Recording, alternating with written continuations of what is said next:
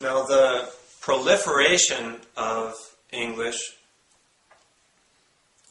is competing with other languages and in multiple ways. One of them is that since it's so favored and useful as a means of collaboration, that also means that the leading conversations are excluding other languages. And an example of that is that in Saudi, about 60% of the students would like to learn the medical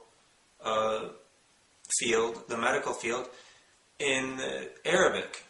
49% of the professors, only 49% of the professors even think that's possible. But if there were updated textbooks in Arabic, then it goes up over 80%. And one of that brings up, especially with Arabic, and that's kind of my background, or not necessarily my background, where the direction I want to go is to teach EFL in an Arab-speaking country. I can use that as an example of why I think meta-linguistics is important, and why I think it's important to further knowledge and preserve all languages. Each language represents a certain register of knowing and a certain register of humanity. And the scholars and the researchers are unanimous about the connection between culture and language. And with Arabic in particular, in terms of metalinguistics and the history of language as well, if you look at Arabic, during the Dark Ages in the West, Cairo library, just one of the libraries, one of the many libraries, had 2 million books in it. And most of the science and knowledge in the Enlightenment actually came via crusaders bringing back information and goods from the Muslims. And people like Galileo and Newton were reading Latin translations of Arabic books. So there's a history of knowledge in that language. And now we might say there's a changing of the guard. Now it's English. And there were languages maybe in between there. And maybe next will be China. But beyond that, each language has its value permanently. And Arabic is a good example. And actually any language is a good example.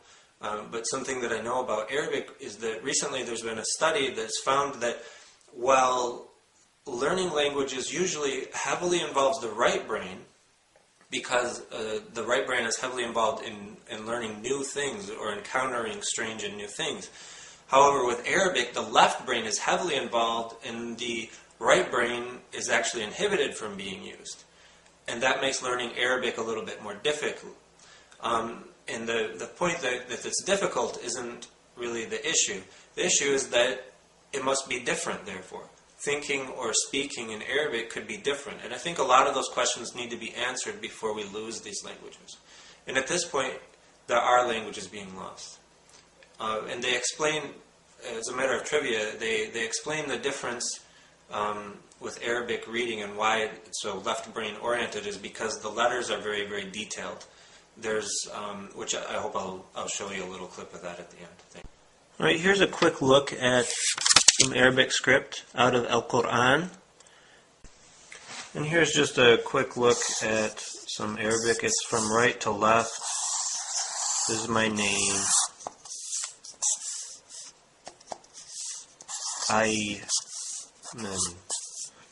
If Allah wills, I do hope to be sensitive to people's cultures and also to do whatever I can to use methods that preserve their cultures and languages.